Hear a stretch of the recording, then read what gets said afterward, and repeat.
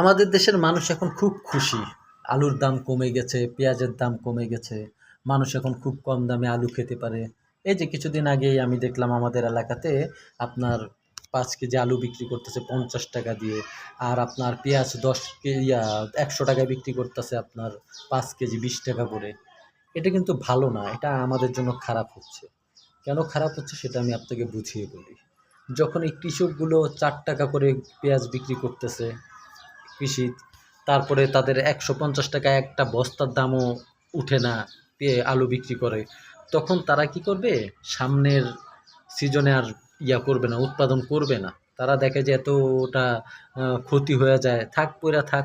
আমরা ঢাকায় যাই, ঢাকায় যাইয়া প্রয়োজনে লেবারি করব, প্রয়োজনে মিস্ত্রি রিক্সা চালাবো, অটোরিক্সা চালাবো, তাও আমরা এই কাজ করব না। কিন্তু শেখ হাসিনা এই কাজটা করতো না। শেখ হাসিনা কি করতো? তাদের থেকে জিনিসপত্র কিনতো। কিনে তারা সরকারি কোষাগার থেকে স্টক করে রেখে দিত। যাতে আলুর দাম ভালো মতো স্টক করে শেখ হাসিনাই বিক্রি করতো আলু। আমি বুঝিয়ে বলি আপনাদেরকে। মনে করেন যে আলু শেখ হাসিনা তাদের থেকে ৳২৫ কেজিতে বিক্রি করতো, আর আলু পুরোটাই শেখ হাসিনা সরকারিভাবে কিনে ফেলতো। কিনে তারপরে সেই মার্কেট চালাইতো। এতে করে যে কৃষক আছে সে তার ন্যায্য হিসাবটা পেয়ে যেত। তখন তার কাছে যখন টাকা আসছে, বাড়ি করতে পারতেছে, দেনা দিতে পারতেছে, কৃষকের মাথায় রয়ে গেছে আমি সামনের বারও কৃষক কাজ করব। আর এখন যখন এই মাসে লস হয়ে গিয়েছে, সামনের বছরও দেখবে যে লস হয়ে গিয়েছে, তখন সে আর উৎপাদনটা করবে না। যখন দেখব লাভের থেকে লসের সংখ্যাই বেশি, টেনশনের সংখ্যাই বেশি, তাহলে বাধ্য ভাই উৎপাদন করা, আমি অন্য কাজ করি।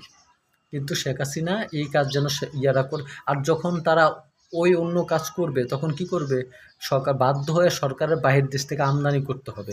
খাদ্যের স্বয়ংসম্পূর্ণ হবে না। ওই বড়লোক হতে থাকবে, ওই কৃষক নিচেই থাকতে থাকবে। যদি এরকম পরিস্থিতি চলে, আর এরকম পরিস্থিতি চললে এই কাজটা হবে। দেশে সামঞ্জন্য, সবাই এক পদে আসতে পারবে না। কিন্তু শেখ হাসিনার বুদ্ধিমত্তার কারণে কিন্তু এই জিনিসটা খুবই সুন্দরভাবে আমরা ট্যাকেল দিতে পারছি।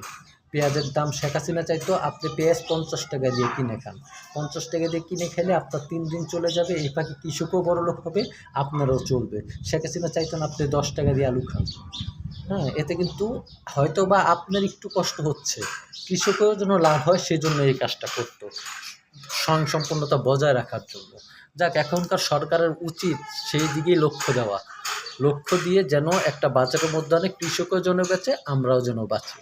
তো আমার কথাটি ভালো লাগলে আর চ্যানেলটি সাবস্ক্রাইব করে দিবেন, সাবস্ক্রাইব করে আমার পাশে থাকবেন। ধন্যবাদ, আশা করি ভালো থাকবেন।